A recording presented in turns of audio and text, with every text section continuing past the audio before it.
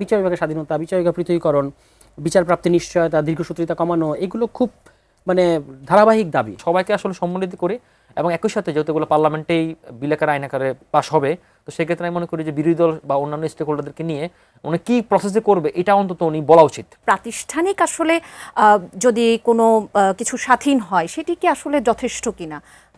যদি দেখেন পুরোপুরি ওনাদের স্বাধীন দুজনের না হয়। প্রশ্নকে যদি আমি একসাথে জোড়া দিই, জি। একটা ব্যাপার আছে, একজনের প্রশ্নের মধ্যে আছে আস্থার প্রশ্নটা, আরেকটা আছে যে আমাদের বিচার প্রাপ্তির নিশ্চয়তা, আমরা কোর্টের জি। বারান্দায় বারান্দায় ঘুরি। জি। এটা তো অত্যন্ত সত্য কথা, এবং বাংলাদেশে বিচারিক প্রক্রিয়ার যে দীর্ঘসূত্রিতা এবং সেখানে মানে বিচারক, প্রসিকিউটর সহ বিভিন্ন অদৃশ্য আরও সিন্ডিকেট সবাই মিলে যে একটা সিন্ডিকেট হয়ে থাকে, এটা কিন্তু মানুষকে বিচার প্রাপ্তির ক্ষেত্রে মানে যে যত কম জানে বা যে যত সাধারণ মানুষ তার জন্য বিচারটা তত দূরবর্তী হয়ে যায়।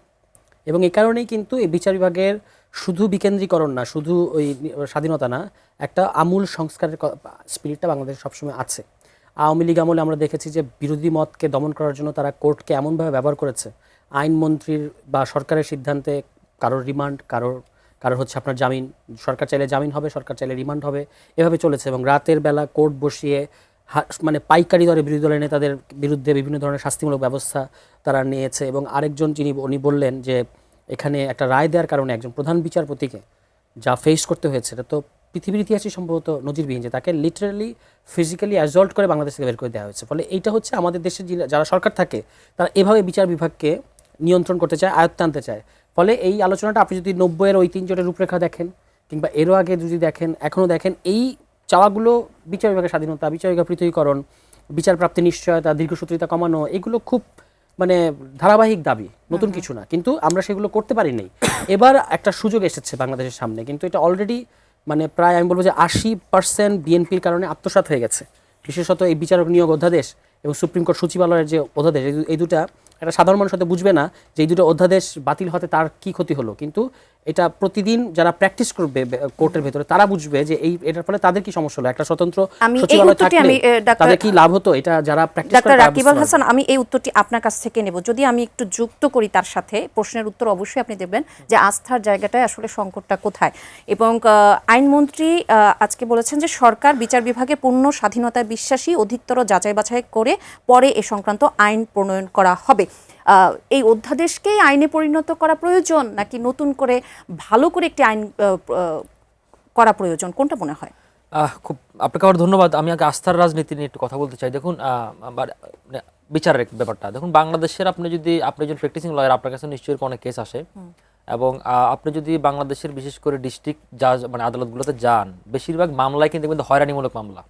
আপনি ধরেন জায়গা জমিনি মামলা, তারপর হচ্ছে এই মার্ডার কেসের মামলা, যখন মার্ডার করছে একজন অজ্ঞাতনামা আসামি দিয়ে রাখবে 200-300, মানে এই যে একটা প্র্যাকটিস। এবং আপনি দেখুন মানে মানুষকে জড়িয়ে এসব মানে এত পরিমাণ ভোগান্তি আপনি কল্পনা করতে পারবেন না। এখন এগুলা কীভাবে আপনি এগুলাকে মানে ডিক্রিজ করবেন, ডিক্লাইন করবেন, আমি আসলে জানি না। এটা আসলে যারা আইন অঙ্গনের লোক, স্টেক হোল্ডার, তারাই বলতে পারবে। কারণ যে একবার ফেস করে সে বুঝতে পারে যে আসলে তার জীবনটা কত মানে দুর্বিষহ এখানে। তো আমি মনে করি যে এখানে আসলে মানে সম্মিলিত উদ্যোগ ছাড়া আসলে সম্ভব না। কারণ এখানে এটার সাথে আবার আইনশৃঙ্খলা বাহিনী জড়িত, তারপর এখানে আবার অনেকের বাণিজ্য জড়িত, তারপর ক্ষমতায়ের প্রয়োগ জড়িত। তো সবকিছু মিলে এই জিনিসটা আসলে খুব একটা মানে আমার কাছে মনে হয় না যে খুব সহসা এটা মানে সংকটটা কাটবে, এক নম্বর। সেকেন্ড কথা হচ্ছে আজকে আপনি যে প্রসঙ্গটা তুললেন যে আইনমন্ত্রীর রেফারেন্সে, আমি ওই আইনমন্ত্রীর কথাটাই বারবার সংসদে শুনলাম আজকে, যে উনি বিল উত্থাপনের সময় যে কথাটা বললেন।